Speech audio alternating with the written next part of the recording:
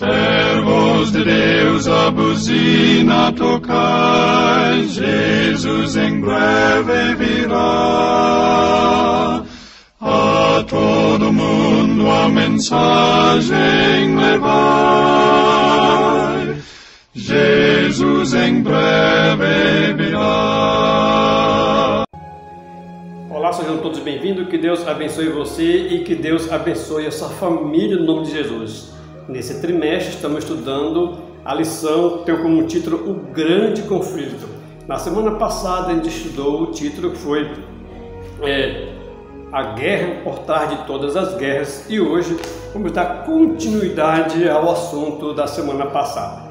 A questão central, amor ou egoísmo. O verso para memorizar está aqui no livro de Isaías 41, verso 10. Vamos orar? Santo Deus e Pai, Pai de nosso Senhor Jesus e Salvador Jesus Cristo, abra nossa mente para entender e compreender a Tua Palavra. Abençoe nossos queridos que estão acompanhando conosco a lição, nós possamos entender, compreender e pôr em prática as Tuas verdades e ensinar outras pessoas também. Que assim seja, em nome de Jesus. Amém. Isaías 41, verso 10. Não tema, porque eu estou contigo. Não fique com medo, porque eu sou o seu Deus. Eu lhe dou forças, sim. Eu o ajudo, sim. Eu o seguro com a mão direita da minha justiça. A questão central do amor ou egoísmo. Satanás acusava a Deus do seu governo ser um governo injusto e egoísta. E no decorrer da história, Deus provou que Satanás estava errado e que Deus está certo, e que Satanás que usou de injustiça e que usa de egoísmo.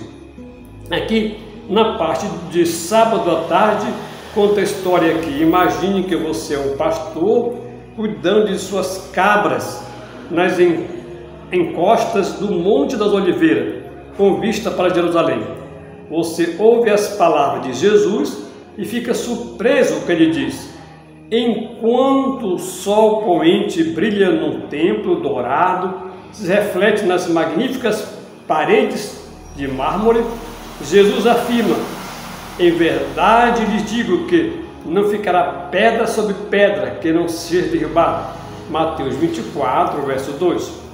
Os discípulos ficam confusos. O que Jesus queria dizer com essas palavras? Como elas se relacionam com o fim do mundo, sobre o qual os discípulos de Jesus perguntaram? Você ouve enquanto Jesus mistura de forma magistral os eventos que levariam à destruição de Jerusalém com os que ocorreriam antes de seu retorno. Na destruição de Jerusalém, observamos um prenúncio da estratégia de Satanás para enganar e destruir o povo de Deus no fim dos tempos. Nesta semana vamos estudar a dupla estratégia satânica para destruir o povo de Deus. O que o diabo não consegue fazer pela perseguição, ele espera alcançar através da sucessão. Deus nunca é pego de surpresa nos momentos mais difíceis. Ele preserva o seu povo. Esta lição está baseada nos capítulo 1 e nos capítulo 2 do livro O Grande Conflito. Se você puder ler o livro O Grande Conflito, leia o capítulo 1 e o capítulo 2 e você vai entender melhor a lição desta semana. Na parte de sábado, um salvador de coração quebrantado. Por quê? Porque ele viu que Jerusalém seria destruída e Jesus chorou. Quando Jesus chorou, ele observou o futuro e viu o cerco dos soldados romanos de Jerusalém. E viu ali que realmente Jerusalém seria devastada e destruída. E aqui tem uma pergunta que você vai ver na lição de domingo. Qual foi a atitude de Jesus para com o seu povo? Resposta: deste a sua graça. O que isso revela sobre Deus? A resposta você se encontra aqui no livro de Lucas, capítulo 19, verso 41, Mateus 23, verso 37 e 38 e também João, capítulo 50, verso 10.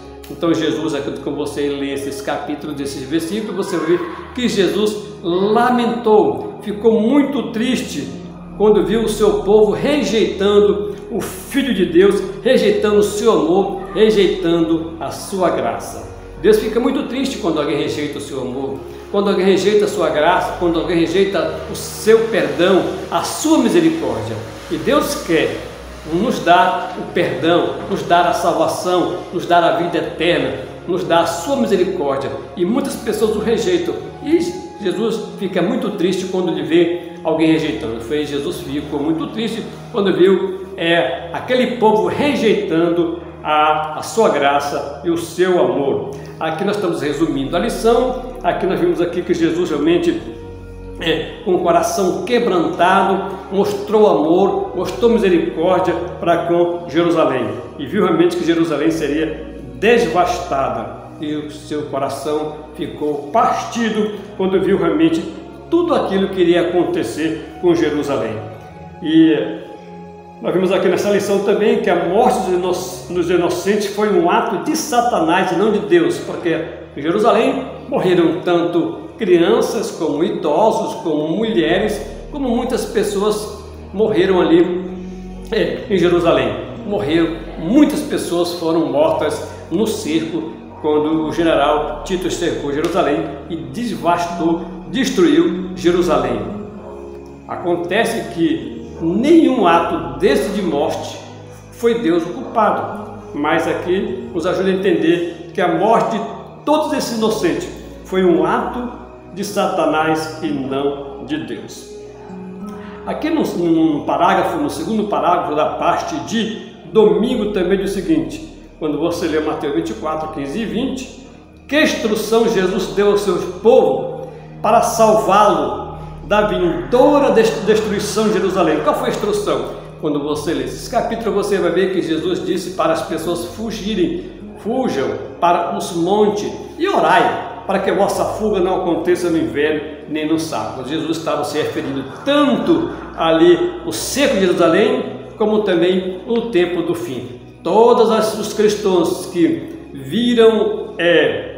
ouviram as profecias de Jesus, o conselho de Jesus, fugiram quando inesperadamente, primeiro o cerco de Jerusalém, o exército se retirou. E o que aconteceu? Muitos dos soldados do exército também conseguiram perseguir os romanos, e houve uma vitória que parecia que seria uma vitória completa.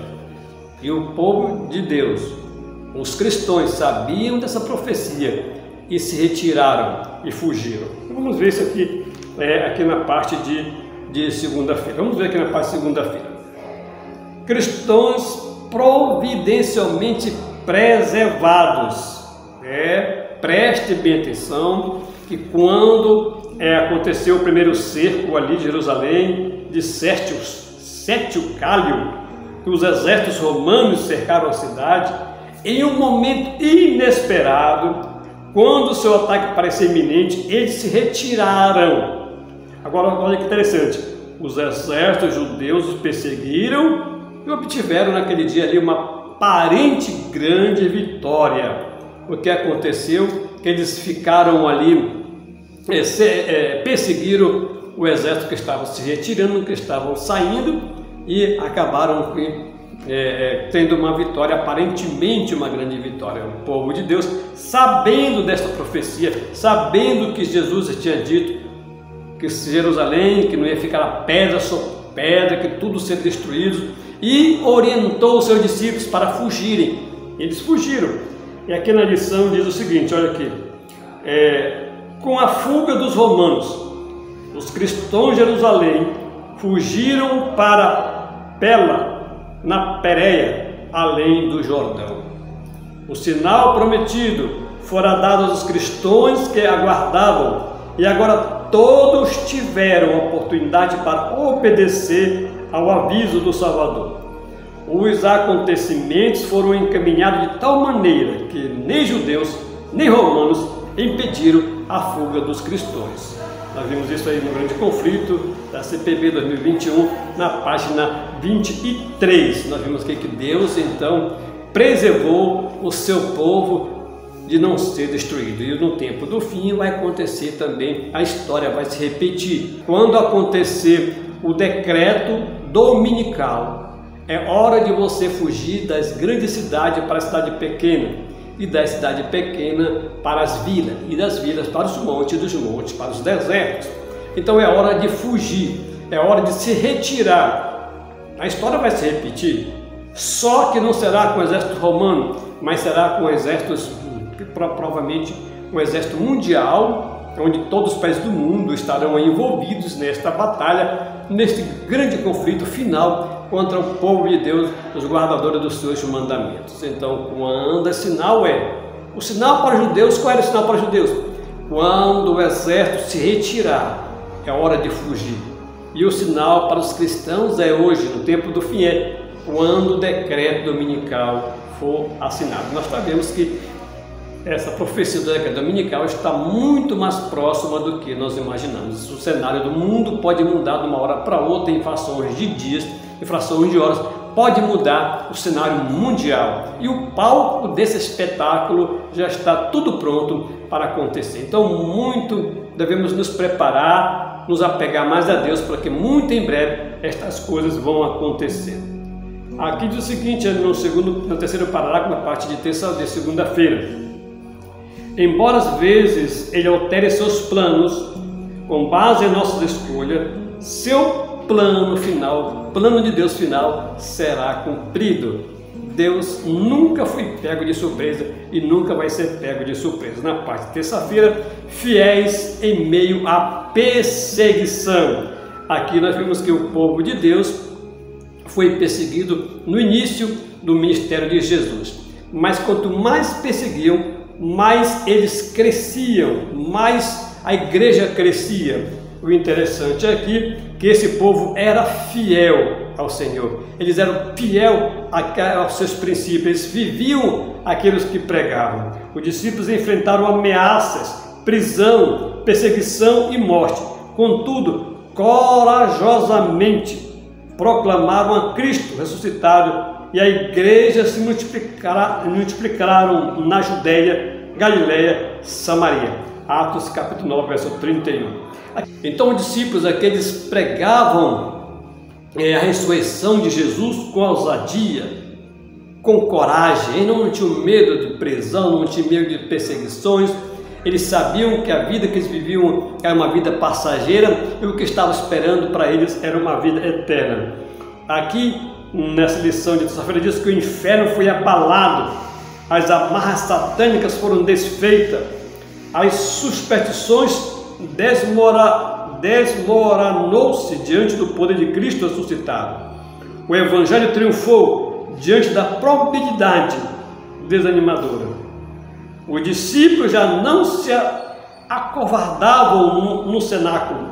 O medo foi embora, como uma sombra que se desvaneceu. Os discípulos não tinham medo de ser presos, não tinham medo de ser torturados, não tinham medo de morrer. Eles pregavam o Evangelho com ousadia, com coragem, com amor. E o que mais nos ajuda o que eles mais faziam era viver aquilo que pregavam. Eles sabiam que Deus estava com eles, mesmo que eles morressem, eles sabiam que iam ressuscitar para receber a vida eterna. Aqui na parte de quarta-feira fala sobre o cuidado da comunidade. Já comentamos um pouco sobre esse assunto aqui, que os discípulos e esse povo aqui viviam o que realmente eles pregavam. Cuidado da comunidade. A igreja cristã primitiva cresceu não apenas porque seus membros pregavam o Evangelho, mas porque viviam o Evangelho. Os crentes seguiam o modelo do ministério de Cristo, que percorria toda a Galileia, ensinando nas sinagogas, pregando o Evangelho do reino e curando todo tipo de doença e enfermidade entre o povo. Jesus se importava profundamente com as pessoas, e a igreja do Novo Testamento também se importava. Foi esse amor altruísta, o compromisso de satisfazer as necessidades humanas e a pregação das boas novas do Evangelho no poder do Espírito Santo que causou tanto impacto no mundo nos primeiros séculos. Então, os discípulos realmente, juntamente com a igreja, eles não tinham medo de pregar o Evangelho.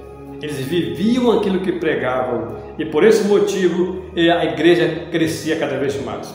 Aqui tem um parágrafo, no terceiro parágrafo, diz o seguinte: no grande conflito que assola o universo, o diabo quer desfigurar a imagem de Deus da humanidade.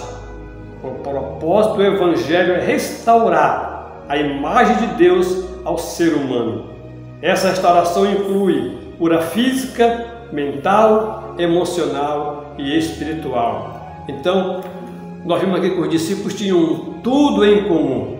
Os discípulos pregavam o Evangelho com amor, com coragem, e eles pregavam o Evangelho de Cristo, um Cristo crucificado, ressurreto e prestes a vir, doador de vida e liberdade. Na parte de quinta-feira fala sobre um legado de amor. Aqui nós vimos Satanás acusando a Deus de ser um Deus injusto, acusando o governo de Deus, do governo de Deus ser um governo injusto, de ser um governo perverso, de ser um governo egoísta. E nós vimos que realmente Deus permitiu que Satanás seguisse o seu caminho para mostrar ao universo o seu verdadeiro caráter, um caráter diabólico, satânico, que só vem para matar, roubar, destruir. E assim mostrar para o universo que Deus é amor, que Deus é justiça e que tudo que Deus faz para com o ser humano, para salvar o ser humano, é por amor. Aqui tem uma pergunta aqui na parte de quinta-feira. À luz do desafio de Satanás contra o governo de Deus, o que João revela? Aqui nós vimos, quando você lê no livro de João 18:35, 1 João 4:21, nós vimos aqui que o cristianismo, a arma do cristianismo é o amor.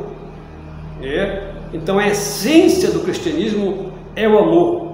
E aquele que ama a Deus também ama o seu próximo. Quem ama a Deus demonstra também amor ao seu próximo e ao seu semelhante. Ele não fica pregando ódio, acusando as pessoas, mas ele fica pregando o amor.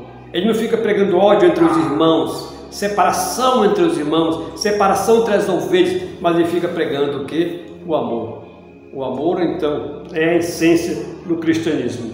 E nós temos aqui a experiência das duas pestes que aconteceu no ano 160 depois de Cristo, que foi a peste de Antonina, e em 2260 depois veio a peste de Cipriano. Essa peste matou milhares de milhões de pessoas da época, e os cristãos ali, eles cuidavam dos enfermos, não tinham medo de pegar aquela peste, cuidavam com carinho dos enfermos, cuidavam dos necessitados, ajudando na cura daquela peste, e eles fizeram isso com muito amor.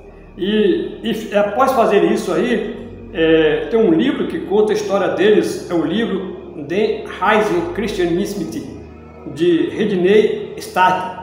É uma narrativa histórica moderna que retrata esse evento sob uma luz nova e melhorada. Nela, o autor descreve como durante a segunda pandemia, toda a comunidade cristã, que ainda era judaico-cristã em sua maioria, tornou-se praticamente um exército de enfermeiros que proviam as necessidades básicas para a providência da comunidade sofredora. No auge da segunda pandemia, por volta do ano 260 depois de Cristo, em uma carta de Páscoa, Dionísio escreveu um longo tributo aos heróicos esforços de enfermagem dos cristãos locais, muitos dos quais perderam a vida enquanto cuidavam dos outros. Não tinham medo de pegar aquela enfermidade. O que importava para eles era cuidar do próximo, cuidar do seu semelhante, e converteram milhares de pessoas com seu gesto de amor, com o seu gesto de carinho, mostrando amor para com o seu semelhante. Não importa qual fosse a sua cor, a sua raça, a sua religião, eles cuidavam das pessoas e por isso milhares se converteram ao cristianismo. Nós estamos vendo aqui que Satanás não conseguiu êxito na perseguição.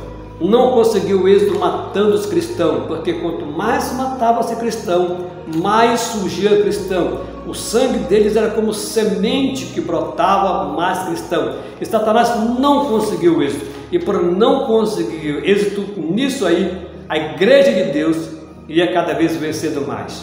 E Deus estava vencendo. E quanto mais mártires aconteciam, as pessoas realmente viam que aqueles mártires eram servos de Deus. E um desses mártires escreveu o seguinte aí, escreveu que as justiças deles, dos romanos e das pessoas que estavam lhe perseguindo, mostravam que realmente eles estavam completamente errados e que nada adiantaria eles os torturarem, prenderem e os matarem, porque quanto mais eles fizessem isso, mais iriam surgir cristãos na face da terra.